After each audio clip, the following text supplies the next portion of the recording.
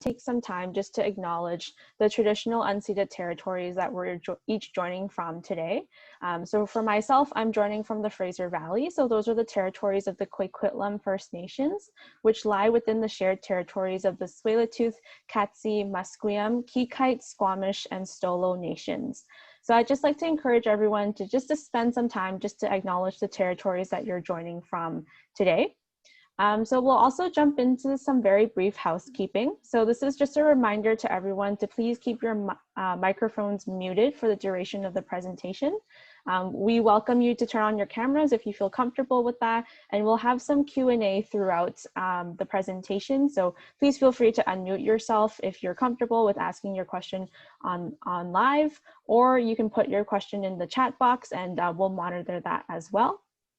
So another thing that I'd just like to note is that this meeting is being recorded. So without further ado, I'll just introduce our speaker. So Dr. Lesa Dawson is our speaker for today. So Dr. Dawson trained in medicine and obstetrics gynecology at Memorial University in St. John's, followed by a fellowship in gynecologic oncology at the University of Calgary and a diploma in clinical epidemiology from Memorial. Dr. Dawson worked as a gynecologic oncologist for 15 years, becoming an associate professor in 2010. In 2002, she established an inherited gynecologic cancer screening and prevention clinic and has worked to advance education and research about the importance of genetics in cancer. Her research interests focus on gynecologic cancer prevention for Lynch syndrome and BRCA families. So thanks so much, Dr. Dawson, and I'll leave it to you. Great, thank you, Stephanie.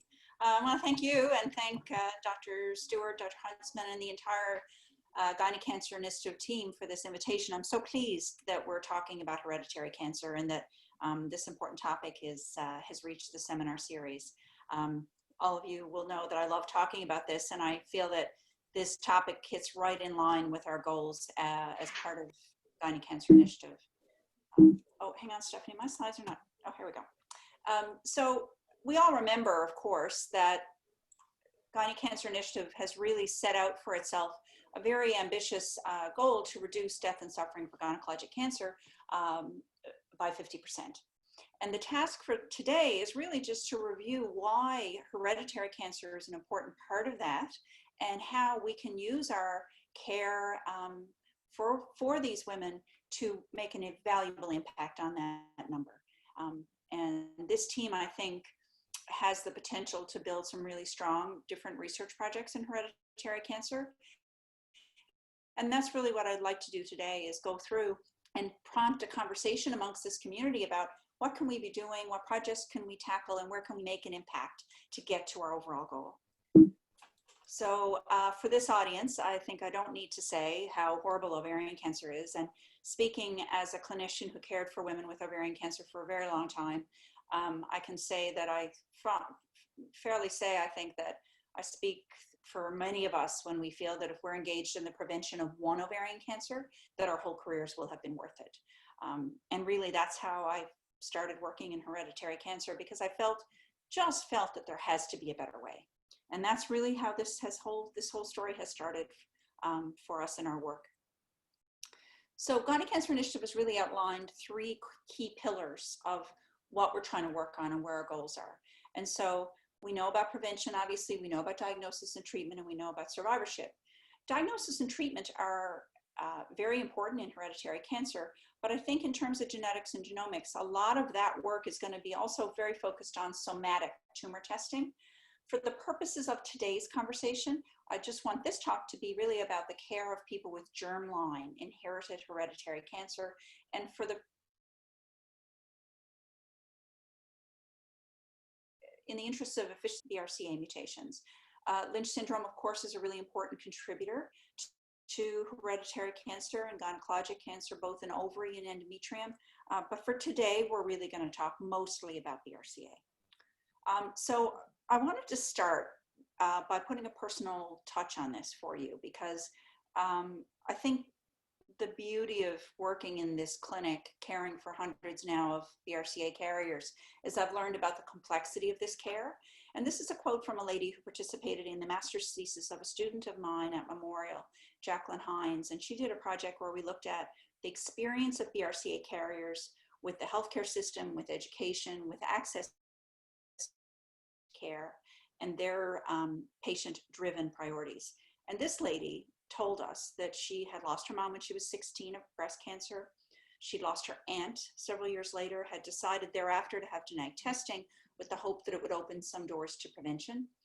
But in fact, when she found out she was positive for her mutation, not only did she not really comprehend most of what was explained to her by a very good genetic counselor, but she also felt that she could just hear mastectomy, oophorectomy, and imagining that her husband would leave her. And so that sounds dramatic, but that's a real quote, and that's how these patients feel. And our job is to not only, usher them through the evidence, which I'm going to show you now, but also really be mindful of the patient experience and the survivorship, pre-vivorship challenges that they face. So today, 3 things. I'm just going to review the evidence, like I've said, with particular focus on BRCA and germline care. I'm going to describe for you the current status of care for these patients in BC and Canada-wide. And then I'd really like to take time to hopefully prompt a discussion about what are the pathways that we as a community within Gyne Cancer Initiative can build on clinical care and build on research programs that will better help us serve these families. Disclosures and partnerships, of course. In particular, I want to say that Memorial, my home university, has been very supportive of our local ovarian cancer research program, and the Gynecologic Oncologists of Canada has now for several years been really supportive in that we have launched an educational program for physicians, mostly gynecologists and family doctors, all about the care of BRCA. And so for anybody who's listening who'd like to access more healthcare provider education, reach out to me because we have some really great programming already done. So as that first slide is a background slide from the Gyne Oncologists of Canada educational module. And this is one of the slides I always start with, which is what are the real risks of ovarian cancer in these women? And so bear in mind that the population risk for ovarian cancer is 1.4%. So although they differ by BRCA1 and 2, and you will see lots of variation in different papers, particularly in the early days, the rates were reported were higher.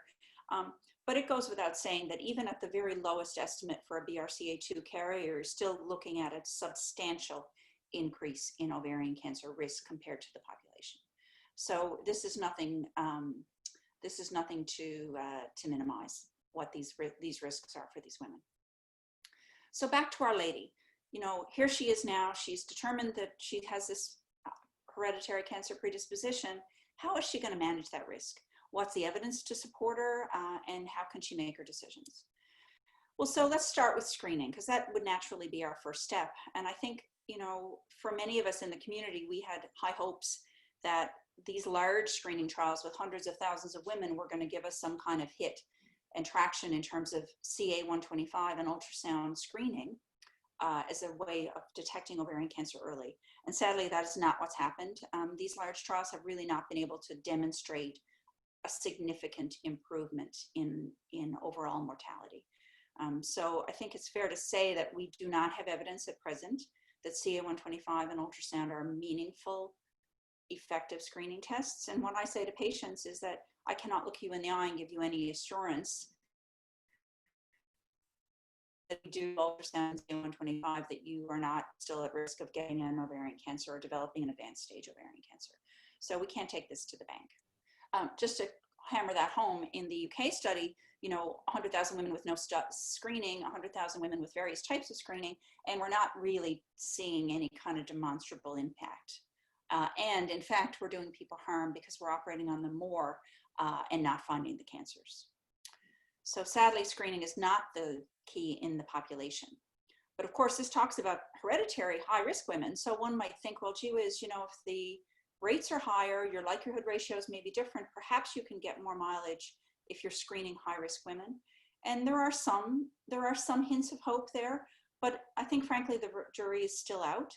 We do not yet have clear evidence that these modalities of ultrasound or CA-125 are going to work for us.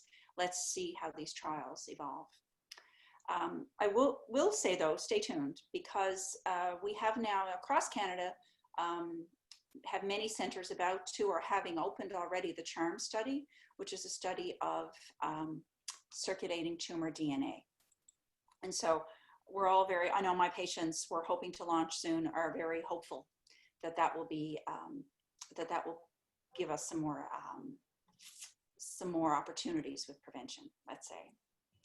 And we have Canadian data, again, people who went through screening, people that went to surgery, and the hazard ratios are still really quite clear that screening did not make a big impact compared to surgery. So there, back to Our Lady then, let's circle back and talk about chemo prevention.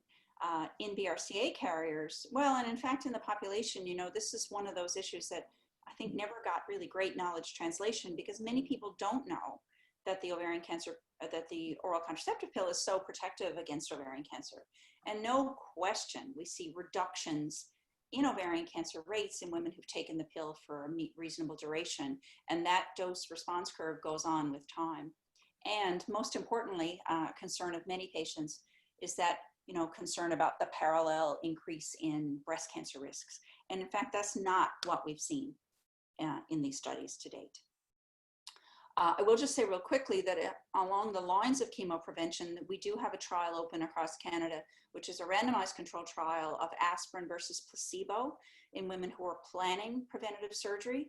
And so that will be interesting to see how, what kind of results we get out of that, and if we're really seeing any molecular markers or early pathology markers that are different in those fallopian tubes in the women who received aspirin. So stay tuned on that one. So that's where this brings us. And for anybody who maybe has not been in the operating room or has not seen these sorts of surgeries, you know, this is probably my favorite view of the world. But what we do is a minimally invasive procedure with laparoscopy, where we will take that ovarian tube at the cornu and through the infundibulal pelvic ligament, resect it, it's put in an endo bag, and then sent to pathology. And this intervention, which doesn't take very long to do, most women are not even in hospital overnight, is associated with really significant reductions in ovarian cancer risk. And what's more, there in fact appears to be, specifically for BRCA2 carriers, an overall reduction in all-cause mortality, probably related to reduction in breast cancer risk because of the oophorectomy. That's, I think, less prominent in BRCA1 carriers. But the point remains that you don't often in medicine see these kind of hazard ratios and these kind of confidence intervals when we're talking about an intervention. So it has become clear that this is the recommendation for these women. And so we also have Cochrane data, again, same story, lots of patients, BRCA1 and 2, surgery versus no surgery, improvements in all-cause survival, improvements in high-grade serous cancer mortalities, reductions in breast cancer mortality. And from patients' perspectives, because we keep coming back to that, patients' perception of risk and their quality of life is improved when they have this surgery. And patients tell us over and over again that for the most part, they're glad they did it. That's not to qualify that it isn't challenging, but most people, in terms of their worry and where they feel at 3 in the morning, are glad they did this operation. And so risk-reducing salpingo oophorectomy is the standard of care recommended by everybody, essentially. Of course, our Gynecologic Oncologists of Canada, Society of Gyne-Oncology of Canada, Society of Gyne-Oncology, Hereditary Cancer Program, BC Cancer, etc. We do qualify the age at which the procedure is done by gene. And so for women that have BRCA1, that surgery, that little beginning of that curve where the ovarian cancer rates start to increase is younger. And so the range for BRCA1 girls is between 35 and 40. And then for BRCA2, 40 and 45. And that 5 years, boy, makes a difference. And we'll get to that. Today, we're not talking about breast cancer, but I do need to tell you, of course, that the recommendation is for annual mammography and breast MRI and consideration of mastectomy. It is clear to me after many years of caring for these women that the difficulty of the breast surgery is not to be underestimated. These are very, very challenging surgeries. For anybody who hasn't ever heard of the NCCN guidelines, or maybe would like to learn more, I strongly suggest that you have a look at these guidelines about hereditary risk.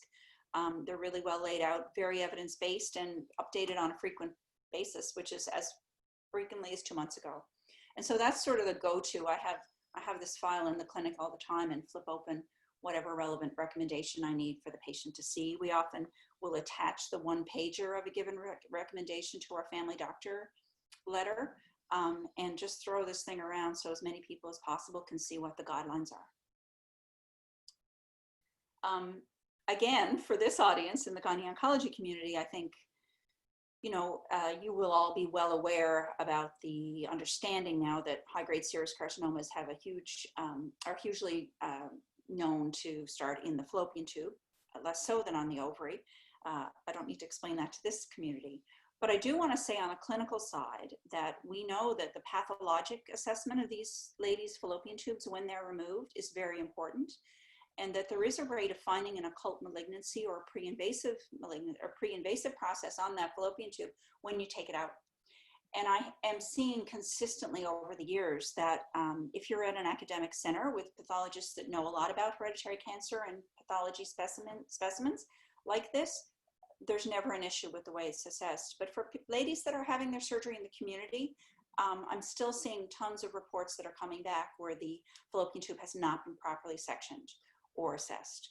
And so for anybody who's a clinician or who's engaged in this kind of work, please underline, and I say it in every referral letter now, please tell the pathologist that this lady has a mutation and that she needs to have her CFIM protocol carried out. So this is, although we have evidence, we're not executing at all at some level. So the other question that patients ask all the time and physicians ask all the time is, should I just be having my uterus out as well? Isn't more better? And so it's fair to say that adding a hysterectomy to this sort of operation adds a lot in terms of OR time, recovery time, and most unquestionably complication rate. And it is not standard recommendation for us. So within Gynecology Canada, for the most part, we do not recommend that people have hysterectomy when they're having prophylactic surgery alone. There are some cases where there's value in a conversation. We'll talk about hormones in a minute, but removing the uterus does simplify hormone replacement to some degree. And there are papers that have talked about a higher rate of serous endometrial cancer in BRCA1 carriers. And certainly the Huntsman team would be able to speak to us about that a lot more. Whatever risk there is, it is quite a negligible risk and is not, at my opinion at least, enough to routinely take out uterus from all those women. And for those ladies that have had a breast cancer already, which sadly is still about 30 to 40% of our carriers are identified after a diagnosis of a breast cancer, if they're on tamoxifen, it does eliminate some of that endometrial cancer risk. So we know, based on all that evidence I've just showed you, about the enormous benefit of this operation. But I can tell you that that's not how patients feel. So if we look at what happens to a very young woman with a surgical castration like this and an acute surgical menopause, you're seeing big increases in cardiovascular disease, particularly metabolic syndrome, significant problems with osteopenia, osteoporosis, and bone health.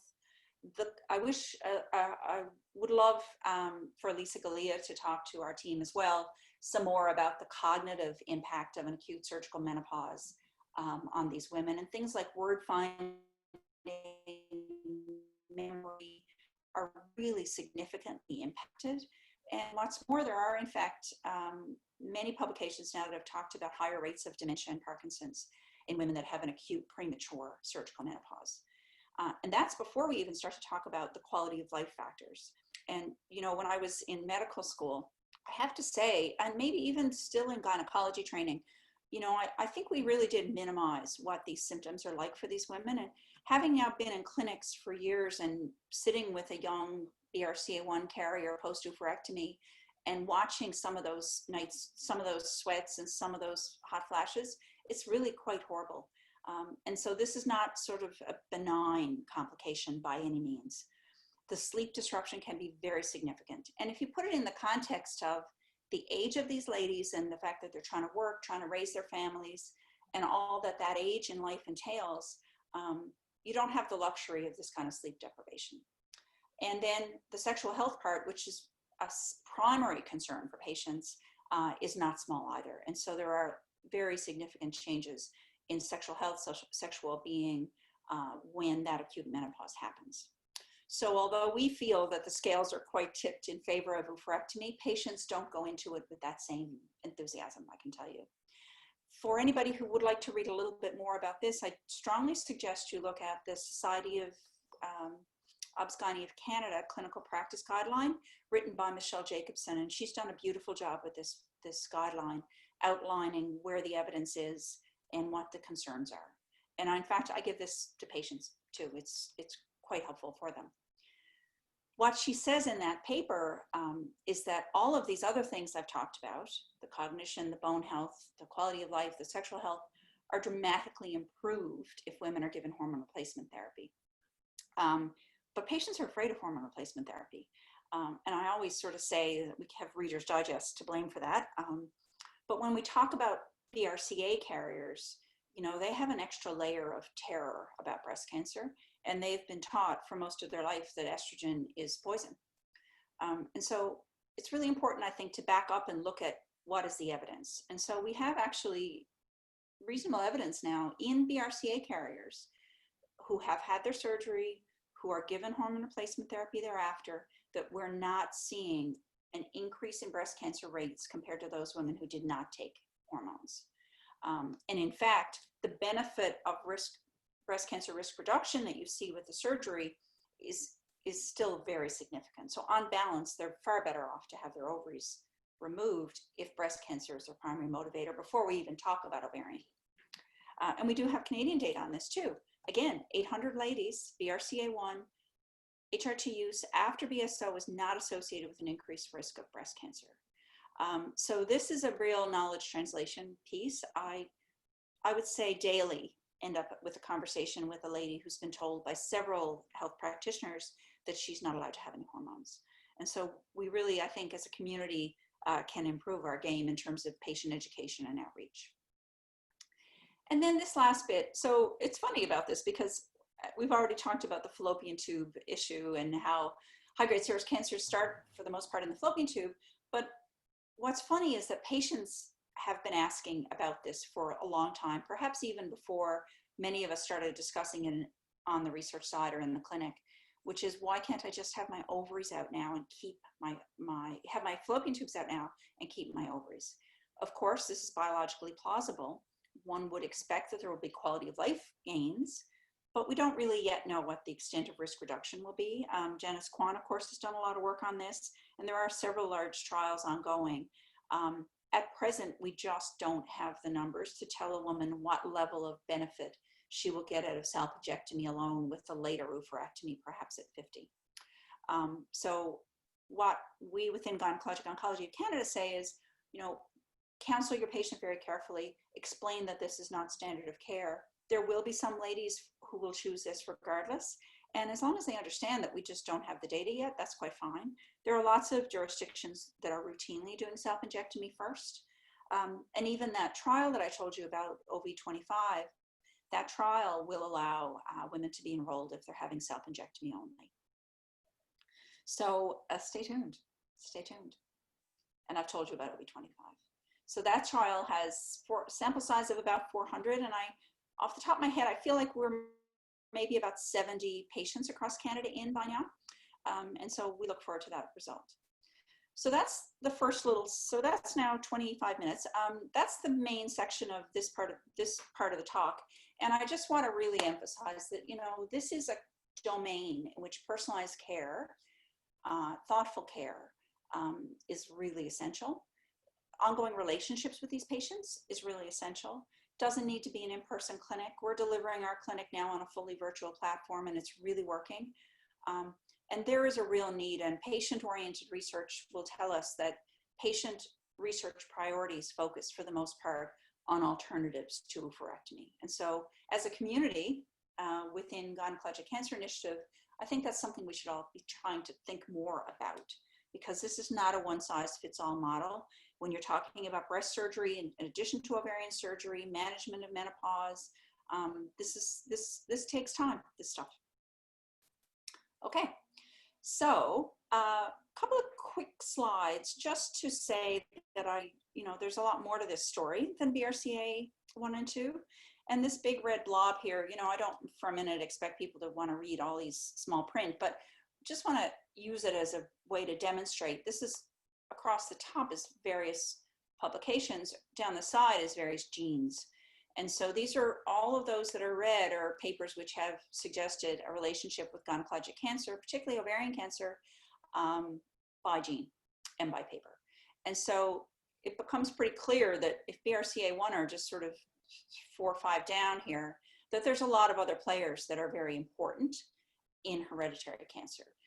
And of course, Lynch syndrome is down here, which we can talk about another day in more detail, but Lynch syndrome isn't very important in ovarian cancer risk. But there's some other genes that are perhaps even more prominent. And this team, of course, will know a lot about this whole homologous recombination pathway and that there's more genes than BRCA1 and 2. And in my practice, I have people with RAD51C and D, PALB2, BARD1, BRIP1. And so we have real life practice caring for these families. And there is now quite clear evidence that these genes are not to be underestimated when we're talking about ovarian cancer risk. Again, just to give you the feel of it, not to try to read fine print, but those genes that are blue here sticking up on this graph are those that are correlated with high ovarian cancer risk. And again, we're seeing these same players I mentioned just now, RAD51D, RAD51C, BRIP1, Fanconi anemia, as well as BRCA1 and 2. And so we know that ovarian cancer is more than BRCA1 and 2, and we need to also take good care of those other women with less common genes.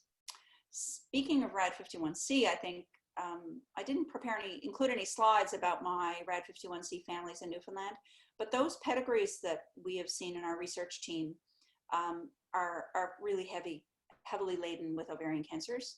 And so I don't think there's any question that the phenotype for a RAD51C mutation is heavy on ovarian. Likewise, in Quebec, Dr. Will Folk's team have found founder mutations in RAD51D causing ovarian cancer. BRIP1 is another one we've talked about. And again, with all these new genes, you're going to see all kinds of variation in this slide on the left about what kinds of odds ratios you're going to be observing. But suffice to say that the relative risks are elevated. The relative risk, not a ratio, sorry. And RAD51C and D, just what I've said. Counsel your patient that those risks are increased. There is a new paper on this for people who are particularly interested. Fergus Couch's team and the Simba team have just published a bigger assessment of RAD51C rates, and they're no question elevated. And then PALB2, our friend PALB2, when I started, we didn't really think that ovarian cancer was a big component of this. But in fact, now as more is being learned, we're starting to see odds ratios that are also elevated. And so it brings you to an interesting philosophical point in a way, which is, where should your threshold for an intervention be? Especially if it's something so important as risk-reducing salpingo ovarectomy. Should it be 10%, which is classically what we've all thought? Or should it be lower when you're dealing with a cancer for which there's no screening test? And we have an intervention. So I can't wait to watch the next, iteration perhaps of the Nccn guidelines to see where they're going to land with PALB2 in terms of a recommendation for risk-reducing salpingo ovarectomy. Right now, it is not considered, it's not on the guidelines, but I think we'll see soon. Speaking of NCCN guidelines, I just gave you a little screenshot of how they're set up. And you can see along the left here, PALB2, RAD51C, RAD51D, breast cancer risk management, ovarian cancer risk management, and consideration of surgery between 45 and 50. And luckily for these genes, at least the profile of the ovarian cancer does seem to be a little bit later in age, so we can stretch it a bit older than the BRCA1 and 2 carriers. And I think I have also too the BRIP. Yeah, so, and BRIP is the same thing. So, you know, for BRIP1, we're also talking about 45 to 50 recommendation for surgery. So in the context of how we wanted to set this chat up today, we decided, I decided we would talk about the current evidence, and then we really want to spend the last little bit now talking about what's the current status of care in British Columbia, Canada, and where do we all feel as a community that the future could bring us. And so in Canada, access to publicly funded genetic testing is based on strict criteria, and there will be various differences in different jurisdictions in terms of their testing criteria. But for the most part, it's fair to say that people who have been diagnosed with a cancer are those that are eligible. And so in the case of a very young triple negative breast cancer or a high-grade serous ovarian cancer, testing will be available for that lady regardless of her family history, publicly funded. If her cancer is not quite in that level of risk, but perhaps an older breast cancer, and there is an additional worrisome family history, she also will be offered testing. And naturally, if there is a known mutation in a family, then that individual who hopefully is unaffected will be able to access publicly funded testing. And that would be standard pretty well across the country. So for example, when we talk about our Genova project that Jennifer Santos and Jonas Kwan and Anna Tinker have been working on, you know, one of their big goals with that project was to make sure that every ovarian cancer patient gets her genetic testing, because we know in advance that the rate of mutation detection may be as high as 20%. But that benefit of finding that mutation in that woman will not only influence her own personal care, possibly by access to PARP inhibition or assessment of other agents, but gives the opportunity for mutation testing in her daughters and relatives. And so known familial mutation people, we would hope as we continue to work on this, that the ratio of women we're finding with these mutations who are unaffected at the beginning is going to get higher. Right now in my Newfoundland series, it's about 60% of them are unaffected and have been found by a family history. But the other 40% have already had to get a cancer before they've gotten in the door. Careful pre-test and post-test counseling are really important here. We've already explained that patients are scared and patients don't always get good medical advice. And so you really, to the best of our ability, we really need to make sure that we've counseled them properly before and after their testing. The challenge with that, of course, is if you're doing it right and it's done in the traditional model, which is a one-on-one session, usually in person or on telehealth, that's very labor intensive, and genetic counselors are very highly trained professionals at a master's level degree. It takes time. And the result of that, of course, is the bottleneck of wait times and access to care. So we can talk more about where we all feel that should go, but you know, it's not that simple to say, let's open the doors and test more people, let's hire more genetic counselors. There's more to it than this. I am very pleased to say, though, that in British Columbia, fairly recently, they've been able to extend their testing criteria to include women who have a first-degree relative with untested first-degree relative with ovarian cancer. And that's really, I think, fabulous breakthrough for us, because we've seen a lot of daughters of ovarian cancer ladies who haven't been able to access testing before. And so it's very helpful. So Dr. Mary Claire King, who everyone will know, about, has this line, which David Huntsman and I both love, which is, to identify a woman as a carrier only after she's gotten a cancer is a failure of cancer prevention. And I can't say how strongly I believe that. I think there is a better way, and we just have to find a way to make it happen, and we have to find a way to do it in a high quality, careful, thoughtful way, but not wait for people to get a disease before we try to prevent others. So there is room to improve. That part is clear. To improve issues surrounding access to testing, of course, there's going to be more funding required. There always is, but there's going to have to be a lot of work put into process change. And the genetic counselors here in BC at the Hereditary Cancer Program are really a dedicated, hardworking team, that whole team, and they have tried to look at other models of care. In Newfoundland, we did a pilot where we used group genetic counseling sessions. So we would talk to women, a group of about 12 women in a group, and then break out into a 20-minute mini session one-on-one confidentially. And we were able to shorten our wait list pretty substantially. There are lots of other models. Video pre-test genetic counseling, so provide people with lots of information in advance. And there's a lot of room to grow in terms of family member outreach methods. I have a master's student who's just starting a project on this, and it's all well and good to give someone a piece of information after they've been counseled and say, please share this with your relatives, but you have to balance things like family dynamics, confidentiality, duty to warn, privacy. And so the GELS, genetic, ethical, legal, and social implications of how we communicate with families is really important. And just to hammer home how this can be quite complex, Hereditary Cancer Program was kind enough to share with me some of their numbers for the last year or two. And so in 2019, they had almost 6,200 referrals for hereditary cancer and tested well over 3,000 women. And numbers for 2020 are heading that same way. So even in COVID. So, it's not that simple to say we just need to open up the gates and test more people. I would love that, but we need to work out a way to do it in a practical terms. So Our Lady has been seen at Hereditary Cancer Program. She's had her testing. What happens next?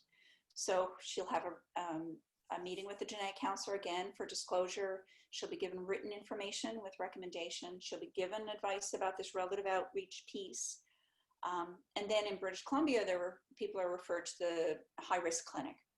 So Dr. Chaifetz, who runs the clinic, sent me some numbers. So they have seen about 567 BRCA carriers. They're not all BRCA, some are other mutations.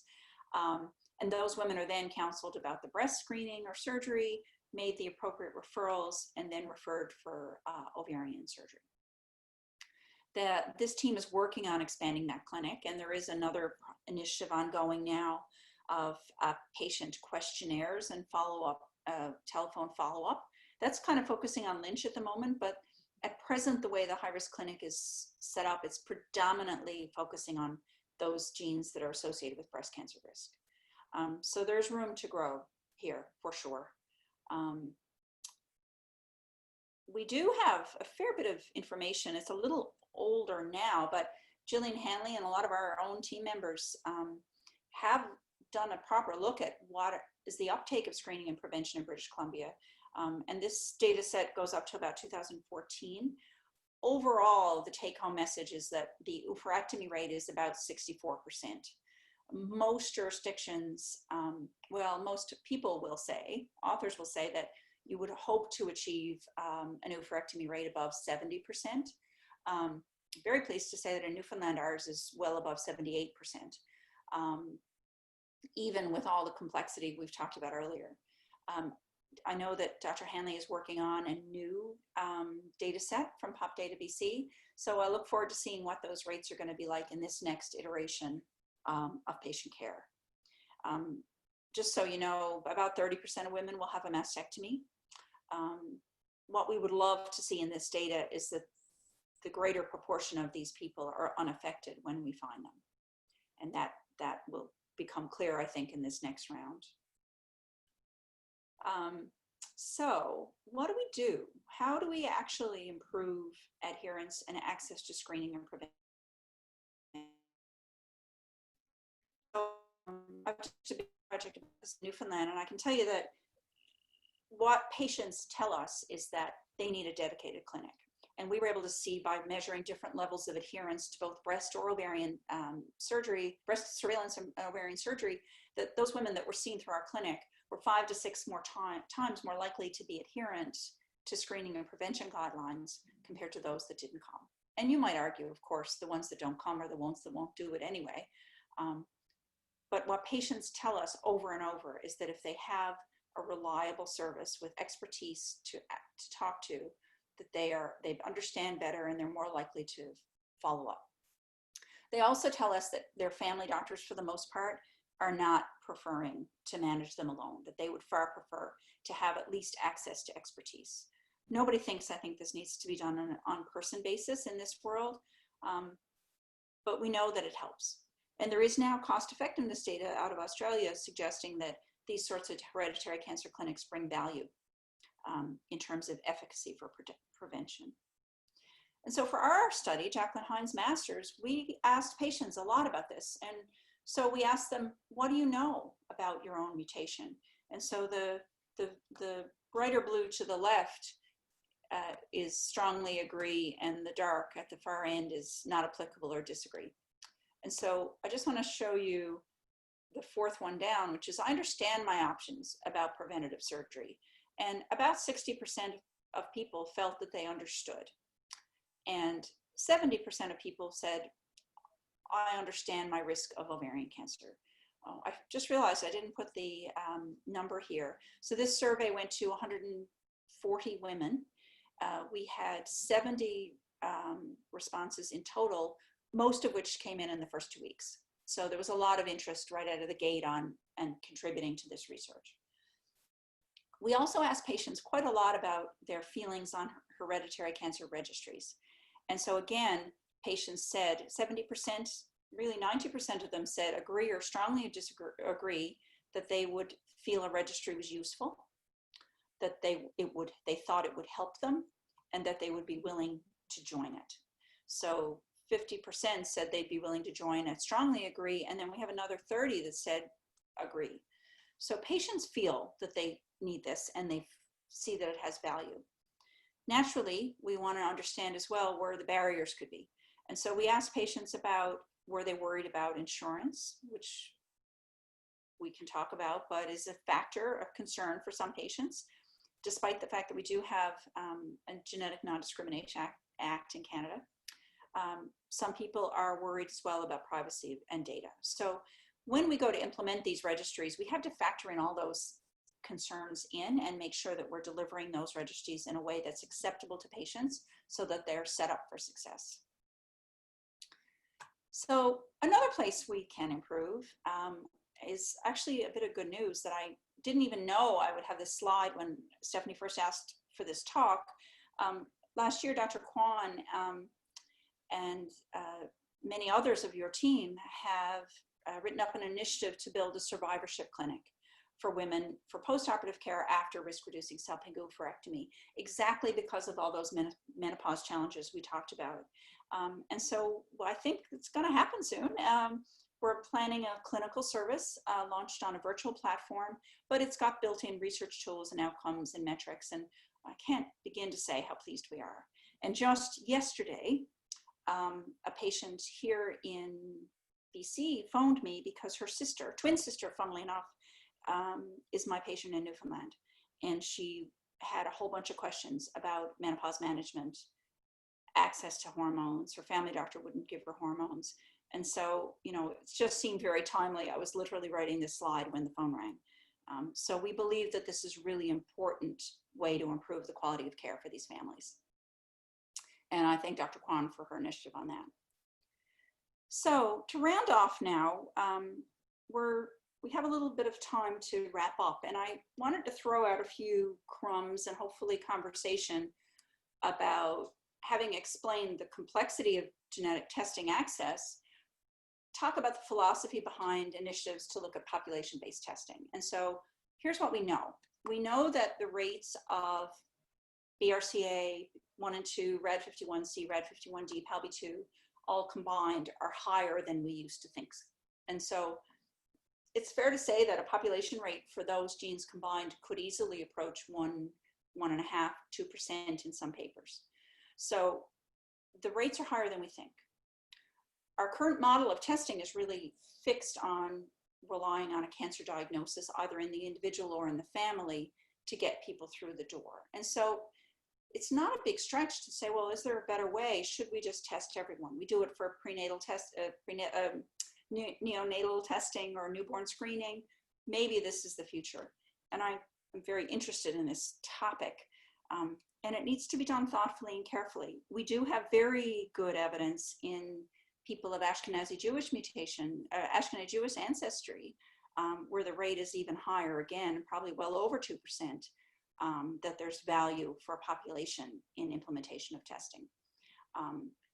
There is now cost effectiveness modeling out of this team in the UK, Manchata, again, showing that there's impact for healthcare systems by population-based testing. And Dr. Kwan herself has actually looked at this quite a lot, and in very thoughtful models has shown benefit for testing and looked at different testing strategies.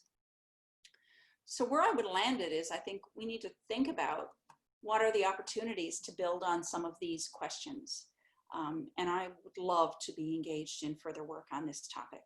At one point, Dr. Huntsman and I talked about doing a study where we looked at Vancouver Island and Newfoundland with relatively comparable populations and relatively population-based healthcare systems, and look at studies of implementing this and see what the uptake would be.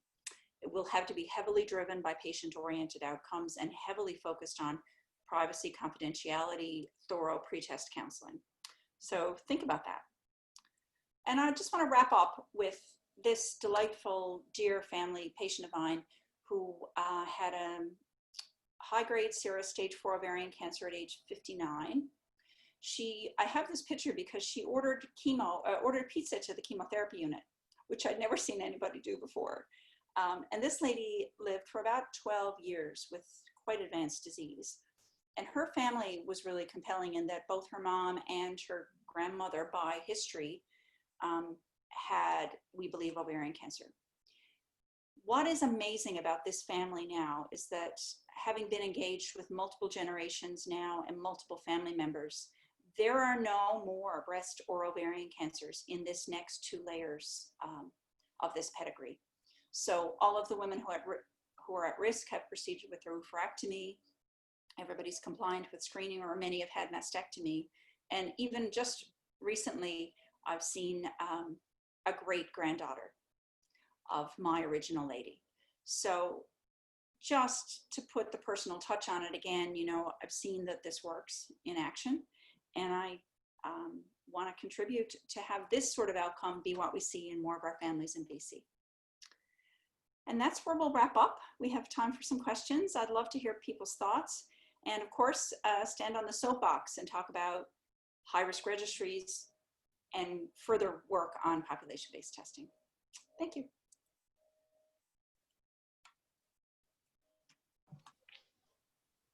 Thanks so much, Lisa, for that great presentation. I'm just going to open it up to everyone on the floor. You know, if you have questions, please feel free to unmute yourself and turn on your camera.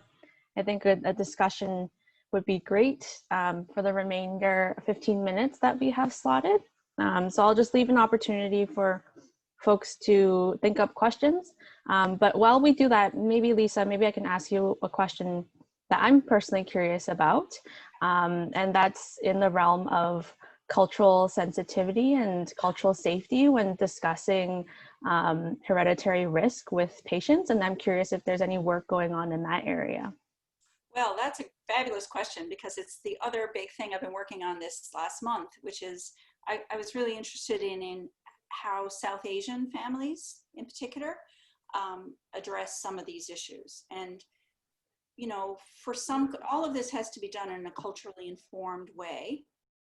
And I don't mean just culturally sensitive. I think you have to take into context the fact that perhaps translation can be an issue in many languages. Many South Asian women won't say breast, they'll say chest. We have struggled talking to Dr. Alok Kumar in Surrey. He tells me that sometimes he struggles and he doesn't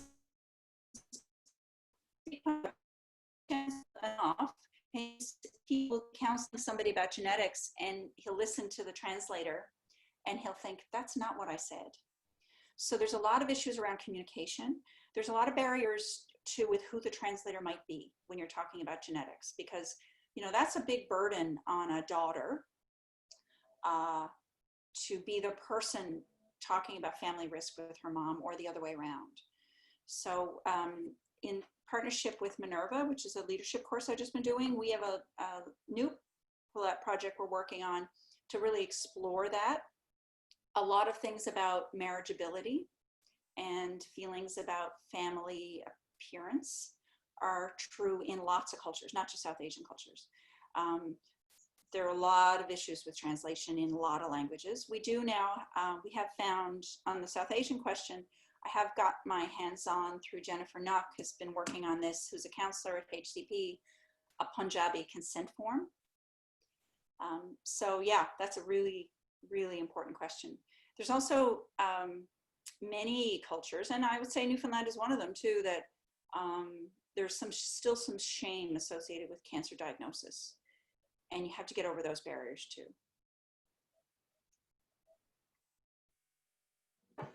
Thanks, Lesa.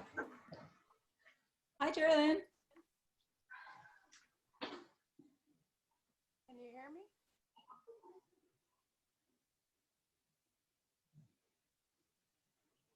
Hello? Stephanie, are you fielding questions or am I? Oh. I'm not getting any in the chat, but I think, Geraldine, are you trying to speak? Oh, okay. I think Geraldine has a question. I did studies years ago with women who had premenopausal ovariectomy and followed them monthly for at least a year. So I'm really aware of the miseries that they go through. And I have learned that estrogen and progesterone are equally effective in a randomized controlled trial in control of hot flushes. Plus, progesterone has the added benefit of improving sleep and decreasing anxiety. And I'm wondering how often you're using oral micronized progesterone as a therapy for those women who've had risk-reducing ovariectomy. Well, so that is, again, a fabulous question, and really at the center of Dr. Kwan's, that survivorship clinic project that she's written up. And that's one of the key questions, is we don't actually know what the rate of initial prescription and what the rate of follow-up is in these girls. My sense is that in the presence of a dedicated clinic, they're far more likely to be getting really good menopause management. In the absence of a clinic, very many of them are taking nothing, and the continuation rates are low. So stay tuned. I may be back with lots of questions for you about this. I'm really interested, at the risk, not at the risk of, or at the risk, I guess, of talking about particular agents. There is a drug on the market that's a combination of estrogen and basidoxifene, which is a SERM. And I know, Geraldine, you're shaking your head because I know you really believe in progestin as an important part of this. Patients are interested in the SERM because they perceive that it may mitigate breast cancer risk further. So there's a lot of work to be done in this space. Well, I'd like to talk some more with you.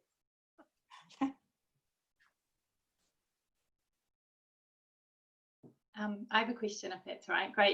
Great talk. When I was in Sydney working, we brought in the RCA mainstream testing. So where the med-oncs and gyne-oncs were trained to do the counselling and consent for the RCA testing at diagnosis. And we found that, so yeah, when patients were diagnosed with their high-grade non-mucinous epithelial cancer, they were all tested. And when we audited it, our testing rate went up for women that were eligible for testing. Before we brought it in, our testing rate was really low. It was only 50% of eligible women were actually being tested, mostly because of the long waiting lists, I think, to hereditary cancer programs. So when we brought it in, the testing went up to 90%. And importantly, the turnaround time was pretty quick as well. So we were getting the results back a couple of months later. So while these women are still on first-line chemotherapy, and obviously that's really important now with first-line PARP inhibitor maintenance being so important if they're found to have the RCA germline mutation. Obviously, if they were found to have a mutation, we then referred them for proper counselling of that, because we weren't trained to actually counsel them. So if they had, either a positive result or a variant of unknown significance, we would refer them. But if they were negative, we would just call them and say, it was negative. But it was fantastic, like the the turnaround time and actually having this information for women while they're still on first-line treatment. Has there been any talk about moving to this kind of model here in BC? Maybe Michelle, I don't know if Michelle is the right one to answer, but for certain, the Genova project with Anna and Janice and Jen Santos has made a big impact on those exact things you just raised. More and more centers across the country are embedding first genetic testing in the clinic for ovarian cancer care. We did it in Newfoundland in 2015, and it works. And patients are comfortable and patients are happy.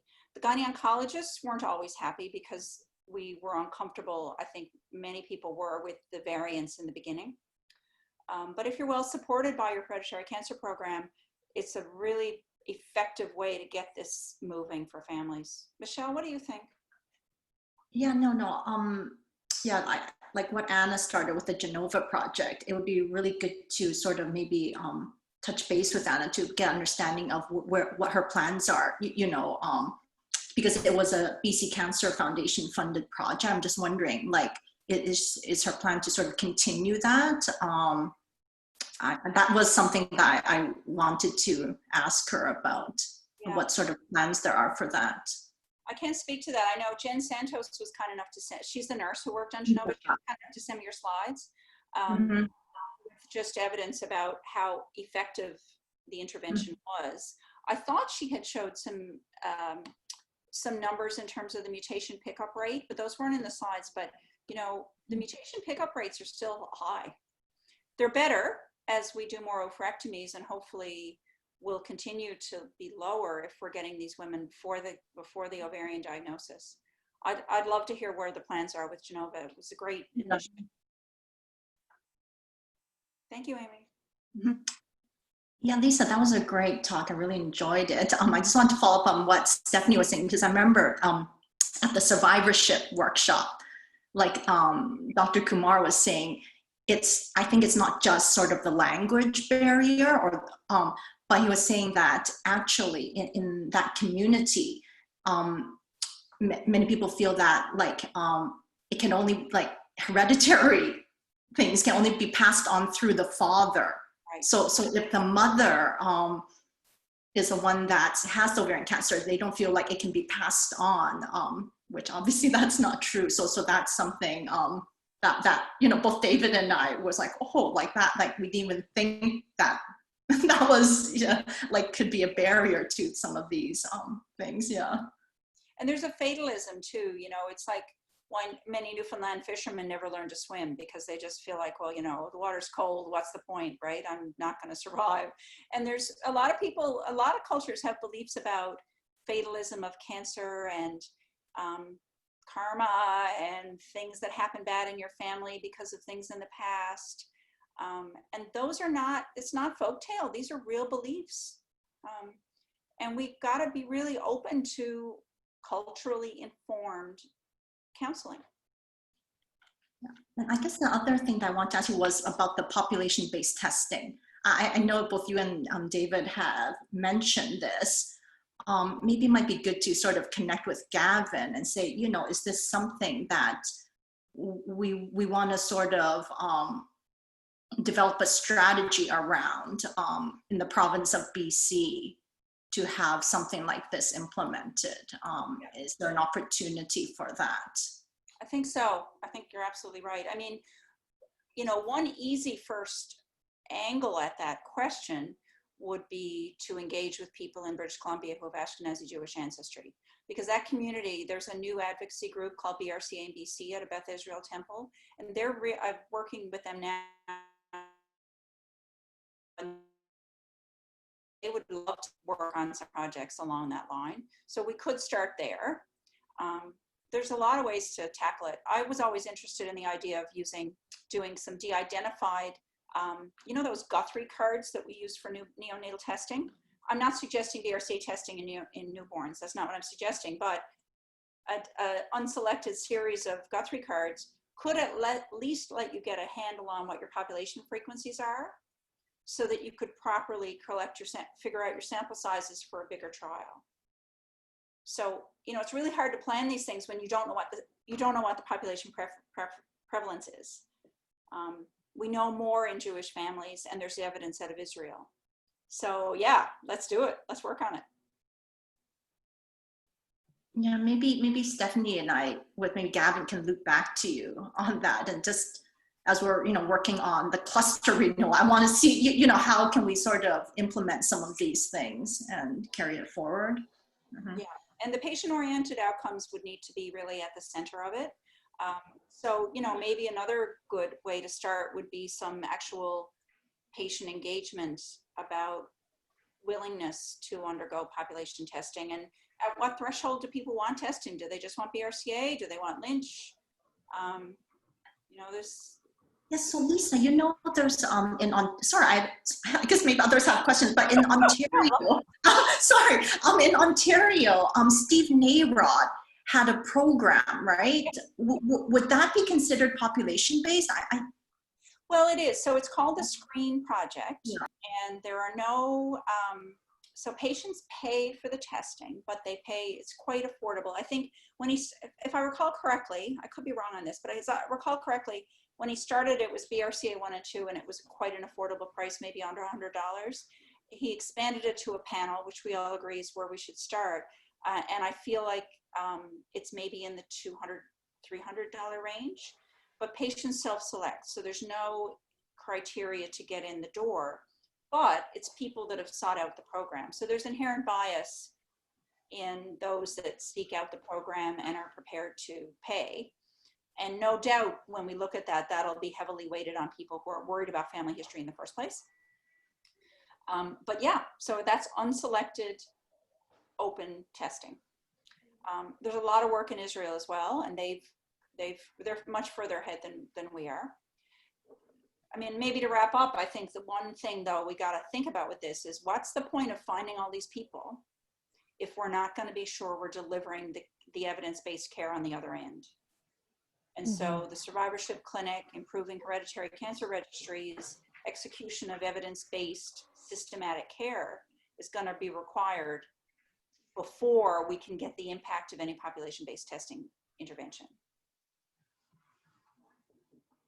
Okay, great. Thanks so much, Lesa. That was a wonderful presentation, and I think we have some next steps and future conversations that we should have about this conversation.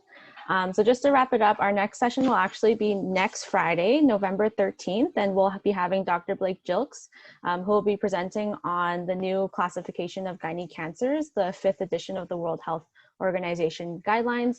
So please make sure you check out the website, gynaecancerinitiative.ca, and our social media to stay tuned on our updated events and the rounds for next week. So thanks so much for everyone for joining, and thanks Lesa for the presentation. Thank you.